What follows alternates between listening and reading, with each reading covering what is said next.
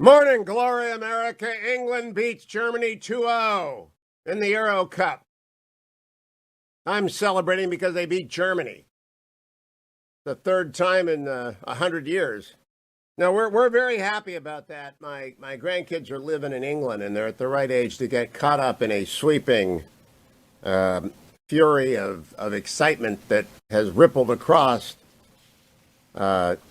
England, and they were all excited. Now, mind you, they're 9-7, but they really, really wanted England to win, so I'm happy about that. Meanwhile, the cover of the New York Post is my favorite story of the day. Put up the cover of the New York Post. I love this cover of the New York Post because in the city of New York, they have utterly botched. You can see it if you're watching Hugh Hewitt on the YouTube channel. Botched their election. And we have Democrats from the New York City to California complaining about election reform to make it easy to vote and hard to cheat. In Georgia, Arizona, and Texas, while Democrats in New York are making it easy to cheat and hard to vote in the city of New York. Mayor race mayhem. And New York's mayoral board counted 135,000 test ballots. No, there's nothing wrong with elections in America. Nothing wrong at all. They counted 135 test ballots in the first year that they used ranked voting. And that means if your winner didn't win, you get your next favorite person, and we got to recount 5 times until someone gets a majority. It's a nightmare. It's stupid. It's been turned down in every sane. You have a primary system for a reason. Somebody gets the most votes. It's called first past the post. It's only worked in England for 300 years. So why not change it in New York City? Because they're progressives and they're dummies. That's why. So it's absolute chaos. Eric Adams is sitting there saying, wait a minute, I won. Everybody knows I won. I'm facing somebody. Curtis Silva. Somebody. I'm facing somebody, and then I get to replace de Blasio, and the whole city is waiting for him to replace de Blasio because de Blasio is a menace. And they can't, anyone tells you that what Georgia's done is bad or Texas is, well, they're not New York City. Why don't they Democrats who are complaining go fix New York City first? Wall Street Journal, New York City mayoral race, elections board to retally votes. The New York City Board of Education will redo its tally of votes in the Democratic national race after inadvertently including tens of thousands of test-run ballots in its count. Hours earlier, the board published on its website the preliminary results of ranked choice voting tabulations, showing former Sanitation Commissioner Catherine Garcia had vaulted into second place, trailing Eric Adams by fewer than 3 percentage points. Under the tabulations, election officials redistributed votes and eliminated candidates through a series of 11 rounds until only the 2 leading candidates remained. This showed Mr. Adams, the Brooklyn borough president, held on to his initial lead, garnering 51.1% of the more than 920,000 votes that had been counted. Ms. Garcia had 48.9% of the votes. She surged ahead of Maya Wiley. Mr. Adams challenged the Board of Elections count on Tuesday, pointing out the large increase of voters. On the night of the primary, the board said it had tallied nearly 800,000 in-person votes. The vote just released by the Board of Elections is 100,000 plus more than the total announced on election night, Mr. Adams said in a statement. Oops! 135,000 dummy ballots inadvertently included in Tuesday's count. We don't need election reform in the United States. Not at all. Democrats are right. Leave it like it is. Meanwhile, interesting vote. Now, the Center for Disease Control assumed unto itself an emergency power to stop evictions in the United States at the height of the pandemic. We now have 180 million people vaccinated. Masks are gone everywhere but airplanes. As I said, I was in Maine this weekend, and no masks in sight, no masks anywhere except airports and on planes where they remain in place, and you'll have to wear them or you'll be escorted off the airplane. Meanwhile, the CDC extended the ban on evictions by a month, 1 month, because there's a bunch of federal aid coming that might allow, in the next month, people to make their back payment and stay in their apartment.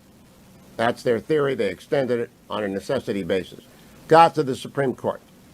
By a ruling of 5-4, the Supreme Court said, okay, go. I probably would have agreed with Justice Kavanaugh, who wrote, this is not constitutional, but it's 1 month. And listen, try this again and we'll knock you down. But if you're right and 1 month is going to make a difference for tens of thousands or hundreds of thousands of people, we'll let it slide. That's not really great constitutional law, but it's prudent. And prudence is a key part of wisdom in government. So I probably would have agreed with Kavanaugh. The conservatives wanted to strike it down. It's 1 month. I'm a conservative. Some of these people can't get a house after they go out. I would guarantee you that none of the 9 have been to Skid Row in Los Angeles. And I have been in the last 4 months. And that's why I would have voted for it. I can't see sending people out onto the street knowing what the homeless world is like right now. I'd give them a month to get the money. I would. Not forever. It's unconstitutional. But I'd look the other way. I'd burp. I'd excuse myself from the table. I'd do something to be gracious about this, to avoid adding more homeless to the street right now because it's such a nightmare. But that's just me. That's making it up, by the way. And I'd admit it. Justice Kavanaugh admits making it up. It's like the strike zone, right? Dwayne, before the show, believe it or not, just complaining about the strike zone.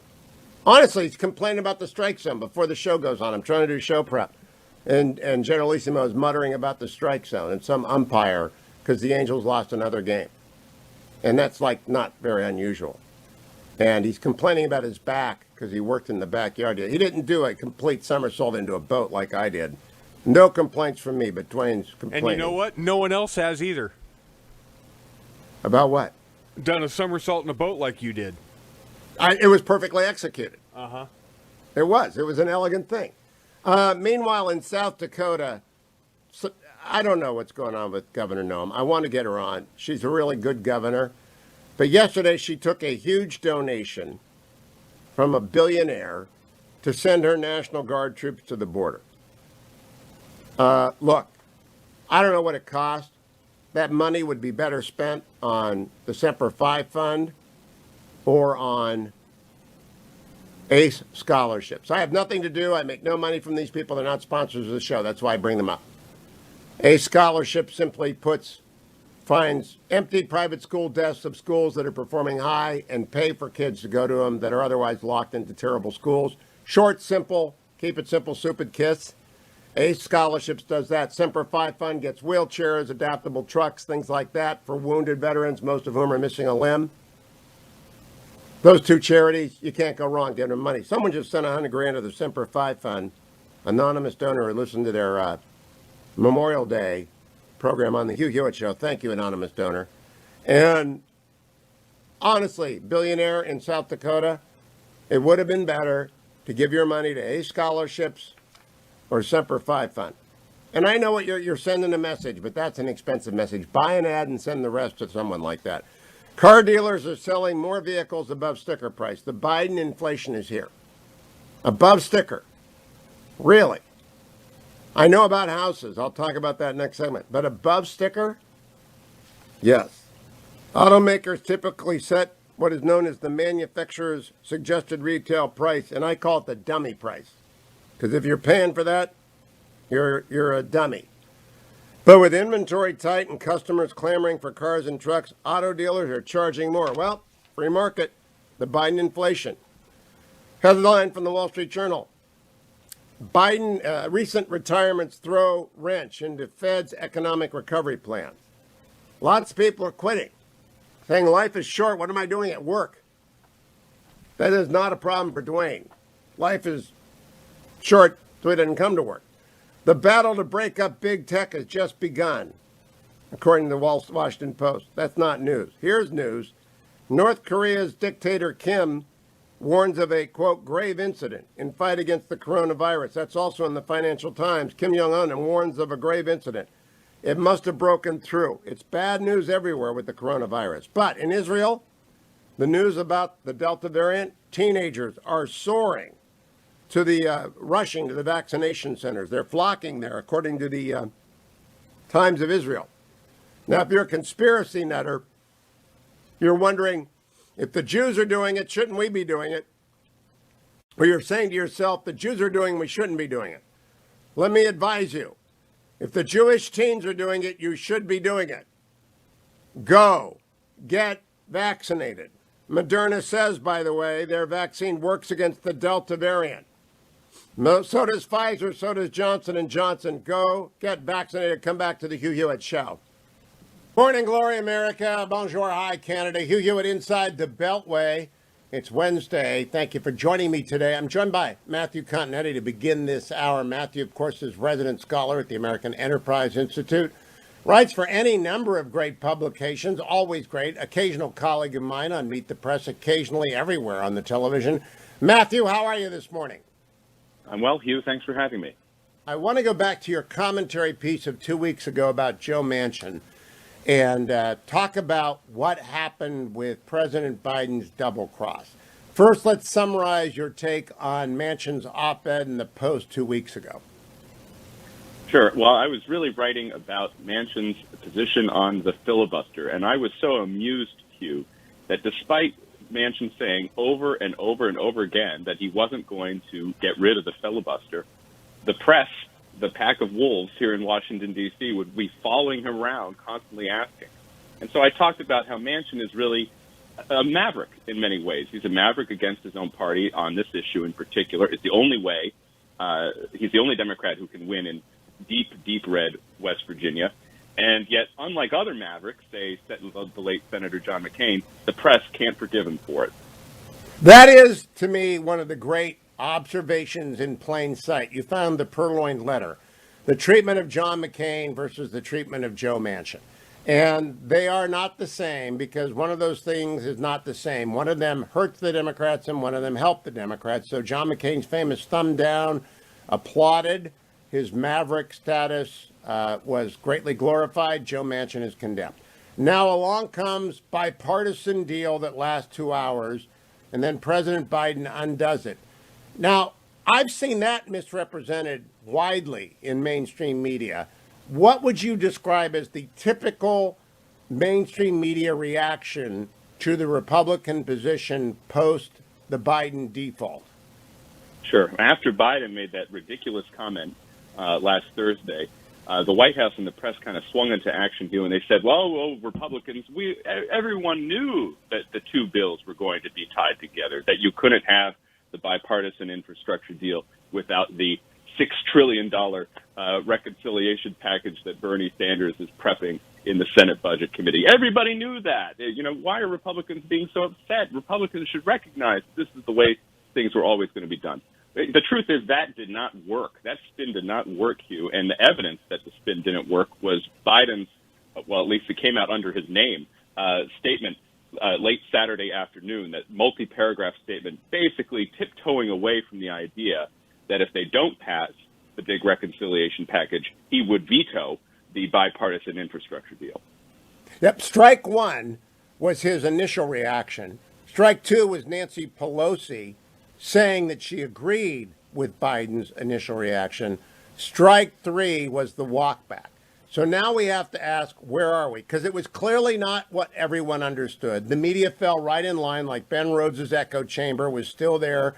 All the instruments were tuned up and everyone began to play the same chorus. Republicans shouldn't be outraged. It's thaw outrage. It's made up. They have no reason to be upset. Now we're into phase four, which is clean up on aisle three. It's not going to work. And yesterday's interview with Tim Scott that I conducted, for the benefit of the audience, you can go read the transcript at hughhewitt.com or listen to it. It's really not going to work because Republicans, fool me once, shame on me. Fool me twice, shame on you. There are backwards. Shame on you. Fool me twice, shame on me. We're not going to be fooled twice. And is that a reasonable position to take, Matt, at this point? Oh, I think it is for Republicans, to oppose everything and just say, look, this is a ridiculous agenda. Not only are you spending on things that aren't typically infrastructure, but you're also messing with the tax code and the 2017 tax reform, which most people, has benefited the economy. I don't think there's any doubt about that. And also some of the ways that Biden wants to mess with the tax code, including, as you've been pointing out again and again, Hugh, stepped up basis. which would really kind of revolutionize the way that we tax capital gains and estates in this country, that should just be opposed outright. But for the key senators who backed the bipartisan infrastructure deal, and I'm talking the Portmans, the Romneys, the Collinses, I think Biden's statement kept them in line for now. The real worry, and I think what's behind all of this, all of Biden's gaffe and all of the different spins that they've tried out over the course of the past few days, has been driven by Biden's continued appeasement of the left wing of his party. You know, when you place the socialist in charge of the budget, which is what the Senate Democrats have done by having Bernie Sanders in charge of the budget committee, you're going to get socialist-type policies. $6 trillion in this reconciliation plan he's planning, which includes, by the way, things that have nothing to do with taxes and spending, stuff like the PRO Act, which would nullify state right-to-work laws. About half the country have these right-to-work laws that allow you to join a job without having to join a union. Well, Comrade Sanders would get rid of that in this reconciliation package. Biden is worried that this new energized left is going to sink not only the bipartisan deal but also any reconciliation package, and that's why he made his threat last week, and that's why they're really walking on tiptoes in the White House, worried that they'd either scare away the moderates or they'd anger AOC and Bernie Sanders and sink the package from the left. Yesterday, Mike Rogers and Tim Scott said that this whole package is doomed, both the bipartisan compromise and any reconciliation. Nevertheless, if I were the Republicans, I want to float my idea past you, because normally if you put Romney, Collins, and Portman together on a piece of legislation, they have triangulated Hugh Hewitt completely. I will go along with that. Those are my three policy preference Republicans. But I listen to the politics of Mitch McConnell. So to policy those three, whatever Mitch wants to do, I'm good with. If I were the leader, I'd go out and say, we will await the House version of the Republican Biden compromise. When they pass that and send it over, if it's what we agreed to in the White House, we will pass that and send it to the president unchanged. If they don't send it to us, it will not pass. That puts all the weight on the Democrats to pass the compromise. I wouldn't take it up in the Senate. I would say to the House, send us, Joe Biden knows what's in it. He had note takers in the room. We made a deal. Biden send that to Speaker Pelosi. If she passes it with Republican votes and sends it to the Senate, we will pass that. But it's got to come before reconciliation, because the assumption always was reconciliation stood no chance with Manchin, Sinema, Hassan, and others, and that would be the breakwater. And that's what the media won't report. What do you think of my timing and my suggestion, Matt? That's an interesting scenario. I mean, I as much as I might agree with it, I know that Pelosi would reject it outright. And then you'd be in a situation where the two chambers are in an absolute standoff. I think one reason the press continues to get this story wrong is they believe that somehow, they're high on their own supply. They think that Joe Biden won this 1932 level landslide, this 1964 level Democratic landslide, and he's coming in there and he's the new heir of the New Deal and the Great Society, and he's operating with the huge 2-to-1 margins that the Democrats enjoyed in those two earlier periods. That's just not the case. As Biden has admitted, he has an effective 4-seat majority in the House. The Senate is tied, and that's created this bizarre situation where Bernie Sanders is tweeting out, we need transformative change now, all capital letters, NOW. And you can't get anything done because the votes simply aren't there. So the one path they have, I really do believe, is somehow getting this bipartisan deal through with the 60-plus votes, having the House do it, and then appeasing not the left but Manchin and getting him somewhere down to about $2.5 trillion. He said $2 trillion on Sunday with the rest of the package, and that passes on a party line vote. That's the best scenario for this White House, and it happens sometime, I think, in September. If not, the best scenario for McConnell. He falls flat on his face. The best scenario for the Republicans, though, is for McConnell to say, we don't trust you. Pass it from the House. Send us something from the House and we'll pass it here, but we're not going to do this. We're not going to send over and let you hold it hostage. She held hostage the impeachment vote, remember? She is a hostage taker, Matt. There's just no way we should trust Democrats on anything. We being Republicans, McConnell ought to say, tried that, been there, done that. And by the way, Romney and Collins and Portman ought to be behind him. They got burned. Fool me once, shame on you. Fool me twice, shame on me. And those three know what's going on. And last quick comment, Mike Rogers on this show yesterday said, the Democratic left is to the Democratic majority what the Freedom Caucus was to the Ryan majority. Do you see that reported anywhere, Matt Continetti? I don't, but it's an absolutely accurate analogy. And because, the thing with the activists is that they can never take yes for an answer. And so you would think $2 trillion would be plenty, but no, the far left wants all $6 trillion, and that could sink the package in the end. It will. I hope it will. I think it should. If you betray people, you don't get to pull a Benedict Arnold twice. Continetti, thank you. Follow him on Twitter at Continetti. I'll be right back, America, on the Hugh Hewitt Show. That's just a terrible intro to Brian Wesbury. He's the best economist I know. You see him on CNBC all the time. He's with First Trust Portfolio. He likes good music. That's not Brian Wesbury music. Car dealers are selling, Brian, more vehicles above sticker price. That's the lead story in the Wall Street Journal today. The sticker price on cars isn't sticking. It's going up. Customers are clamoring for cars, and so the first time in my lifetime, people are walking onto lots, and the dealer is saying, you got to pay more than the sticker price on the car. Have you ever paid more for a sticker than a sticker price on a car, Brian Wesbury?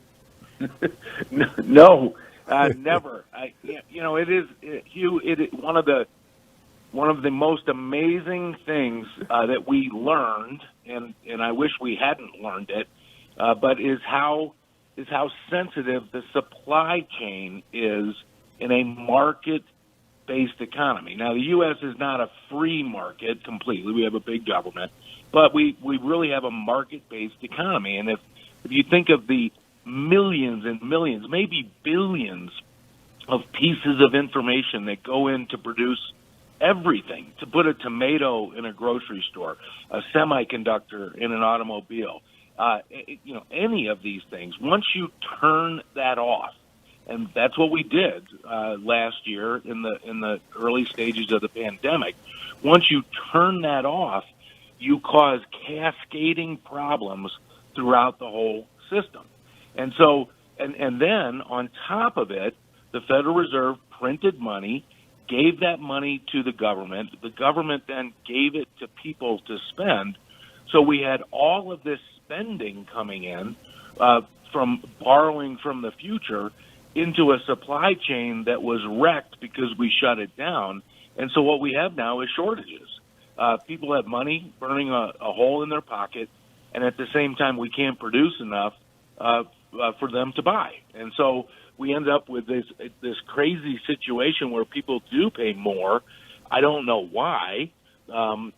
Maybe if you took advantage of high used car prices and sold your car, you need a new one at that point. It's the same problem we have with houses, right? Yep. Housing prices are up. If you sell, you have to buy a new house, but you're going to pay a higher price for that. So it's kind of a catch-22 for consumers. Yeah, you can't downsize in a rising tide. Brian, No. Hopefully you and I, we're trying to get the final details worked out on this in Atlanta, are going to go down to Atlanta. And I was talking yesterday about if Wesbury and I can pull this together, I want to call it the Biden inflation surviving to 2022. And my question to you is, the Biden people are saying this is passing. Jerome Powell says, oh, don't worry about it. This is passing. Do you think it's passing inflation, or is it serious inflation?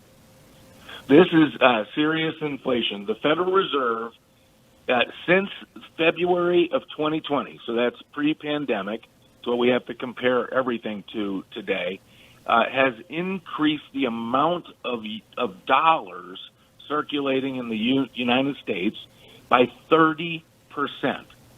So the only way not to get inflation is to increase output by 30%.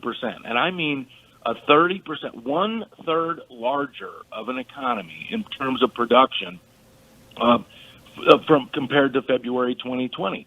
And there's no way we're going to do that. That's 10 years worth of growth that they have increased the money supply for in the past 15 months. And so you have to end up with inflation. This reminds me of Arthur Burns. It reminds me of the 1970s. All during the 1970s, they were the Fed convinced the Nixon administration, every administration, that, oh, no, inflation's not coming from us printing too much money. It's a structural change in the economy. We aren't going to have inflation. And so the bottom line is that you can't print 30% more money and not have inflation. Brian, I got a quick question. Quick question for you. Yep. You and I have done this event twice. We've done it in Sacramento and L.A., and you bring your slide deck, and it's sold out both times. And I mean, because people want to know what to do with their money. They just love to come in here, Brian. I ask them a couple of dummy questions because I'm the average consumer, and then Brian educates the audience. So we might be doing this in Atlanta. And the key question, how long is the slide deck? I got to do a rundown for Atlanta. How long does your slide, when you do take the stage by yourself? Right now, my slide deck is only about 6 slides. That's all you need. All you need to know: how much money they're printing, how much money they're spending, where inflation is, and whether the stock market is undervalued or overvalued. Now, Brian, that's not a show. I need you to talk for at least 30 minutes. Oh, well, I can turn one slide into 30 minutes. Okay, good. That's what if I give you 45 minutes, you can fill that, right? Because I told people, I told people, I think Brian spoke for an hour, but I could get him down for 45 minutes. I'm working with radio people. Everybody wants a rundown. Nobody likes to run their show the way I run my show, which is we'll see what happens. Wesbury, we'll see what happens. Follow him at Wesbury. I hope we're coming to Atlanta, because then you'll know what to do with your money, because Wesbury is a wizard. Don't go anywhere, America. We're going to talk more about this. The Biden inflation is here. It's a nightmare. Brian is not, though. He's a wizard. Stay tuned. I am Hugh Hewitt. Morning, glory, America. Bonjour, hi, Canada. I'm laughing because Michael Shear is my guest, New York Times, head of the White House coverage, part of their team. Michael, I never watch Russia TV, RT TV. Do you ever watch it? I see clips sometimes when people post them on Twitter. Other than that, no. All right, I'm going to play it in the next segment. They got a 5-year-old chess prodigy, and he's sitting down on a game show. He's going to play a game with the host, and the host says to him, I got a surprise for you. I can't play chess. Here's Anatoly Karpov, 12-time world champion. The kid starts to cry and says, Mommy. That's pretty funny. It's, even if it's RT and it's a propaganda arm of the gangster in the Kremlin, it's still pretty damn funny. All right, Michael, good morning to you. Happy 4th of July in advance. Question for you. We have played a lot of clips of Democrats from Pete Buttigieg to AOC trying to explain what's going to happen next with the quote bipartisan infrastructure bill, which is dead in a ditch, and the Bernie Sanders imagination reconciliation bill, which is off the track somewhere in the counting room for the New York mayoral race. So what do you think's going to happen between these two bills? I think it's up in the air. I think, as you say, I'm not sure that I would agree that that the quote unquote bipartisan one is dead yet.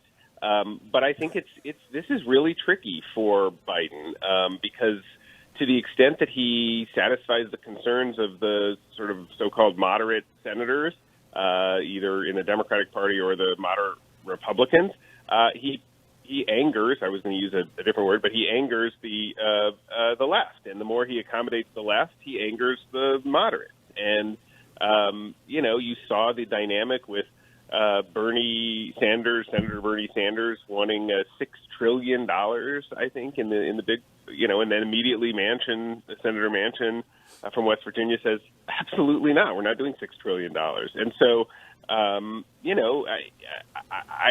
don't have a crystal ball. I hate to sort of predict. It's possible that some way, somehow, some combination of these two bills will both get to the president's desk in a couple of months, but I think it's going to be tricky. I suggested to Matt Continetti in the last hour that if I were Leader McConnell, I'd get Senators Collins, Romney, and Portman on flanking me, and I'd come out and say, the president knows what we agreed to, so he can go tell Nancy Pelosi what we agreed to, and if they pass that bill and send it over, we'll sign it. And we'll vote it through and send it to his desk. And just put the burden on them and delink it or put the blame on him because he's the guy that pulled the bait and switch. And it's not, I saw a lot of your colleagues, not you, not just the Times, but a lot of people saying the Republicans, of course, knew what the linkage was. Of course, they knew that the Democrats would do that. No, they didn't. You know, I've talked to the Republicans. They thought they were going to pass this bill and then the reconciliation would fall apart on its own because of the Sanders Manchin split. So I'd walk away from this disaster. But you really don't think it's dead? Well, I don't. I mean, I don't just because every time in the past that I've predicted things like this, you know, something happens to make whatever my prediction was completely wrong. So, you know, it's hard to say. I think, you know, right now Nancy Pelosi has the ability to hold the thing up, and in some ways the president can kind of hide behind that. And, you know, the question is, how much do the moderate Republicans want? How much do Republicans want some kind of accomplishment, some kind of bill that spends some of this money to put their name behind? I mean, you know, do some of these Republicans want to be able to say that they've, you know, that their name is attached to some of these projects that are going to be in their states or their districts? You know, if enough of them really want that, then it, you know, potentially it's possible that you know, that some kind of version of this bipartisan spending plan passes. But again, I think it's going to be very tricky, and I don't know exactly how the president keeps all the, I mean, to use a metaphor, keeps all the spinning plates in the air without all of them falling down and crashing to the ground. Well, Michael, John Cleese wanted a parrot, and the parrot was dead. And so that's what I think we've got here. The parrot is dead. And you're standing there. I don't know who played the other person in that. You know what you're saying? Well, Yeah. He's stunned. It's numb. He's asleep. No, the parrot is dead. Right. I don't. Yeah, it's possible. It's possible. I'm not saying you're wrong. I'm just saying I don't know. And I think, you know, what I will say, and what I, you know, think it's pretty. I can't get that out of my mind now, Michael. I'm sorry. Yeah, I know. It's your fault, not mine.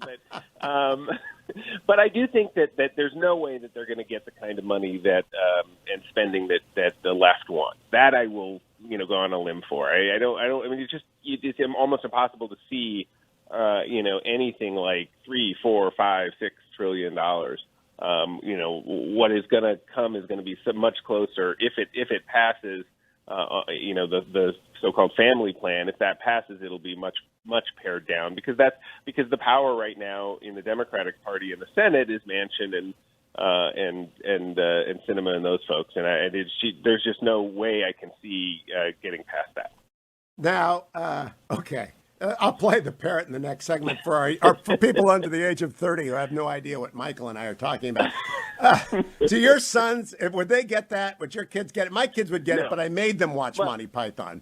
My daughter might. My daughter is a film studies person who is now, I just passed her 600th movie that she's watched, so she would get it. My son would have no idea. She could repeat the Holy Grail, the French in the castle. She could do that. Exactly. So the key is, how do the Republicans pronounce last rites on this? And I think the way to do it is simply to, no matter what Beltway opinion is, the American people know a double cross, and Biden double crossed them within 2 hours, and he's walking it back. So they've done like 3 tries at this.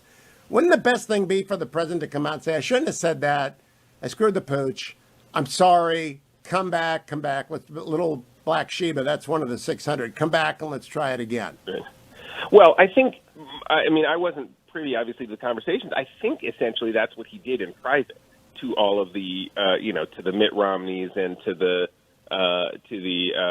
Collinses and to the Portmans. I think my guess is that those conversations were much more direct than the public statement that we got, and it was much more like, oh, geez, I really screwed this up. I'm so sorry.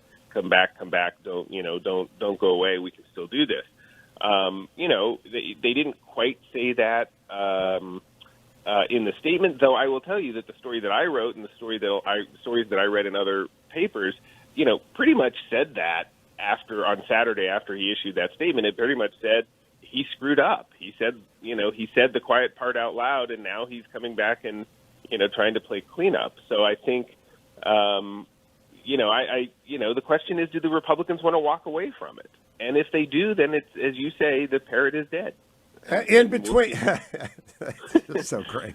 In between, by the way, the timing of that was perfect because you said it was dead twice. That's why I just couldn't resist. But in between the meeting, the double cross, and the Saturday story, Nancy Pelosi, in the least remarked upon but critical moment, agreed with the president publicly that they were linked. She has not walked that back yet, correct? No, that is correct. And look, remember, the timing of this is important. On Thursday, I think it was, before the deal was announced, before the president, sort of screwed things up, Chuck Schumer had already gone to the floor of the Senate around 10 a.m. that morning, had already gone to the floor of the Senate and talked about how they were linked, and talked about how this is the left, and the left is going to get what they want. They were placating the left at that point. And so, whatever the president said out loud, whatever the president is now apologizing for, I think the folks on the Hill, the Democrats on the Hill, are determined to try to continue that strategy of linking them. And I don't know that it's going to work. Michael Shear, as always, a great pleasure. Follow him at Shear M. Have a wonderful 4th of July, Michael. We will talk again soon. Shear M on Twitter, SHEARM on Twitter. 600 movies. She's going to catch my first year of movie watching very, very soon. I cannot wait to be fully back in the swing of theater things. When we come back, I'll go dig up the Monty Python bit so you folks can hear it. My gosh, that was a perfect setup. Michael and I don't work together often, but that was just perfect. Don't go anywhere. You're listening to The Hugh Hewitt Show. Welcome back, America. I'm Hugh Hewitt, joined now by Congressman Dan Crenshaw. Good morning, Congressman. How are you?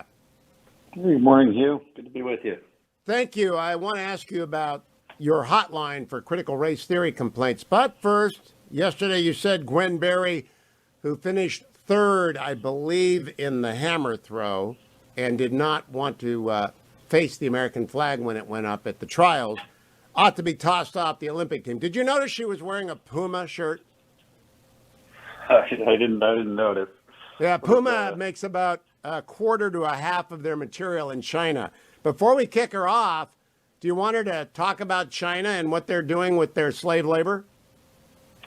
Well, Hugh, you can't presuppose that these activist athletes really know much about their own activism and the contradictions that they fall into, So that would be raising the expectations a little too high.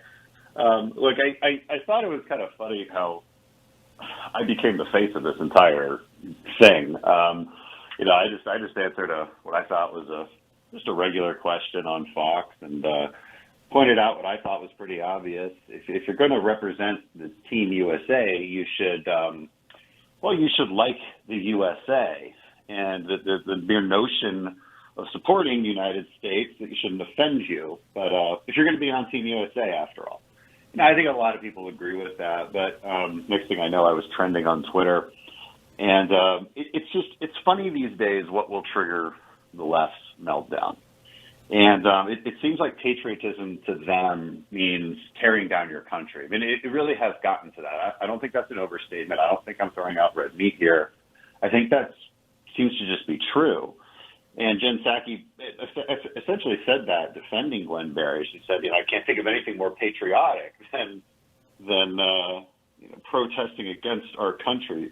And not something our country is doing, mind you, just the country in general. It's like we love the country so much that we want to completely revolutionize and change it. That's sort of how the left feels about their country. It's like, could you imagine telling your wife that? I just love you so much. I just want everything about you to be different, though. Yep. I mean, would that be love, or would that be some kind of sadistic sort of relationship? Now, I know what they're going to do next. They're going to suggest that you are Joe McCarthy, reborn with an eye patch from Texas, and whatever the merits of your military record and your heroism, you're still Joe McCarthy, tail gunner Joe, because you want to give litmus test on patriotism to athletes. To which you will respond, what, Dan Crenshaw? Yeah, and they also accused me of, this is cancel culture, Dan. I thought you were against cancel culture, but aren't you doing cancel culture now? And I would say, no, look, this is a pretty reasonable discussion about standards of behavior. I mean, if an Astros player steps onto the field wearing a Yankees outfit, there'd be a problem, right? They'd say, hey, you can't play. And again, so you're representing Team USA. You're not representing the Lakers. You're representing Team USA. So I think small standards of behavior, such as standing for the anthem, just according to the rules, are perfectly in line with expectations. And why isn't it cancel culture? And this is actually a really good topic to hit, because I think conservatives get this wrong a lot too. I think everybody gets it wrong. So we got to define cancel culture properly. Cancel culture is bypassing normal debate by beating somebody over the head with some kind of accusation. Okay, so that's cancel culture, and it happens over something that is generally unintentional, maybe a bad joke, maybe a past comment that's taken out of context, maybe just a slip of the tongue, or over something that is traditionally okay but is now not okay according to the woke left, right? And they desire to cancel you over it. So it's usually something that really shouldn't be that controversial that is controversial now. Now, why isn't this cancel culture? Because this person deliberately stepped into the fray. Like, she deliberately tried to make a skeptical of herself. And of course claimed that it was an ambush, which I thought was just a hilarious explanation from Glenn Berry that this anthem just unexpectedly played, which is, of course, I didn't hear that. Did she really say that? Yeah, that's 100% true. Yep. Claimed that it unexpectedly played and she felt ambushed. She felt ambushed by her own national anthem. She's never watched an award ceremony before? Every Olympics, it's always the same. They play the anthem of the people standing on the platform. Now, if I'm wrong about that, I will be corrected, but I generally believe that is an expectation that is sort of built into the process. You'd be right. Everybody else seemed to be ready for it. Congratulations to our first and second place winners. Those two women, deserved to win, and they were proud of their country. Which is, look, the vast majority of athletes. Let's be honest, the vast majority of them. But there's these select few that love to get attention and then claim to be victims after they deliberately got their attention. So it's a very dishonest form of activism as well. They want it to seem like it's very organic and just out of in the moment, but it's really not. She had a shirt with her that said "activist athlete." Let me try and elaborate on your definition. Cancel culture is reactive to a unintentional entry into a controversial area that is punished by cancellation. Controversy attaches itself to controversial actions, and blowback from controversial actions knowingly undertaken is not cancel culture. Have I restated that fairly? Yeah. You should write for Webster's. That was a very well articulated definition. Well, it's actually just the New York Times v. Sullivan definition on who's a public figure.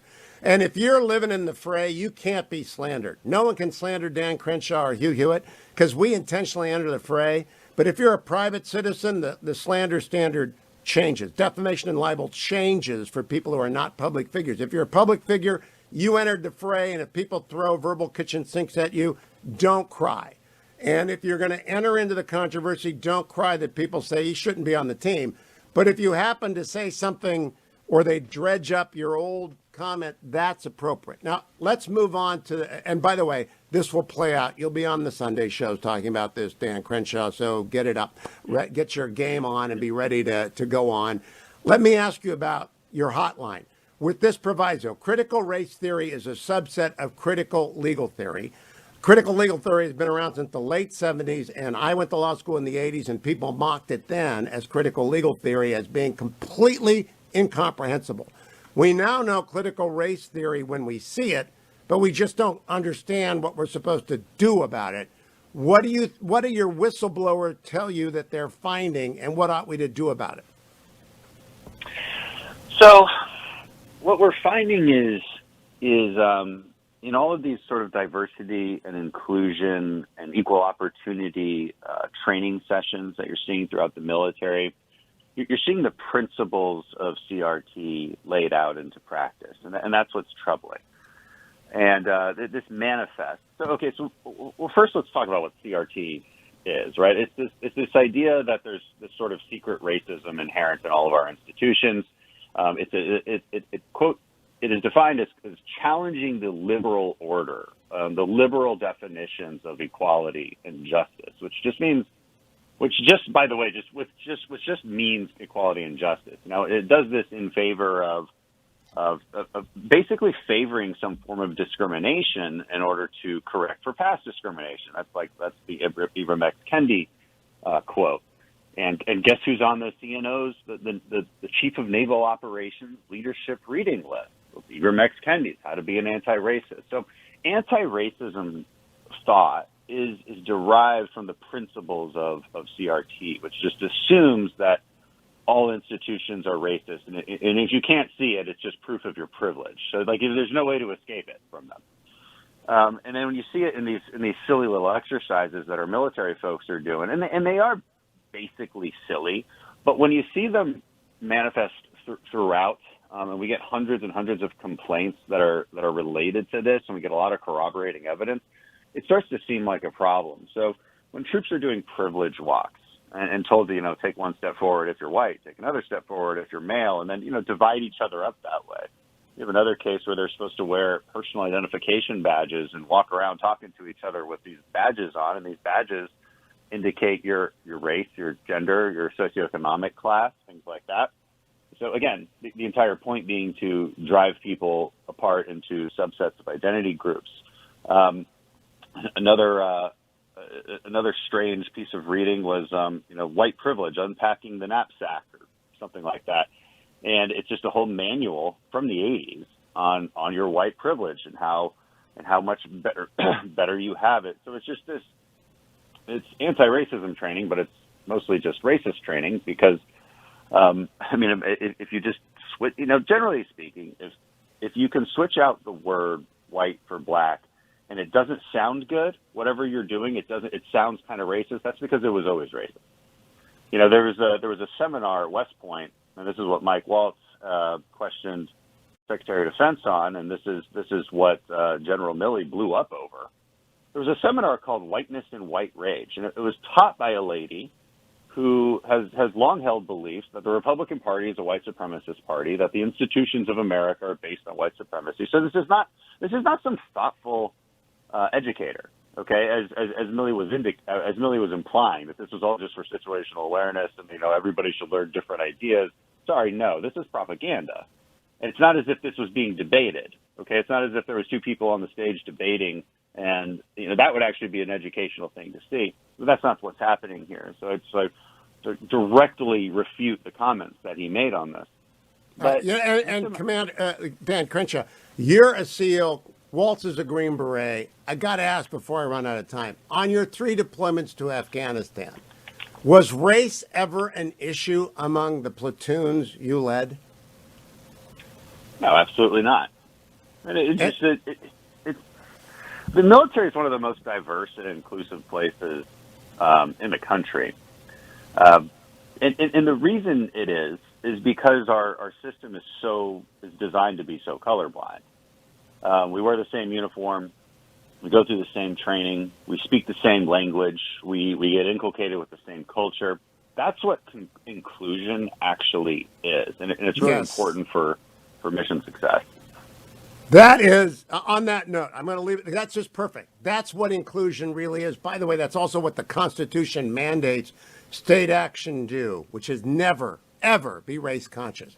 Congressman, thank you. Have a great 4th of July. Good luck in round 4 and 5 with Gwen Berry. You're right. Understanding cancel culture is the secret to unlocking that one. I look forward to seeing you on the Sunday shows, as I'm sure everyone will want to book you again because of your, again, rather common sense approach to obvious problem solving.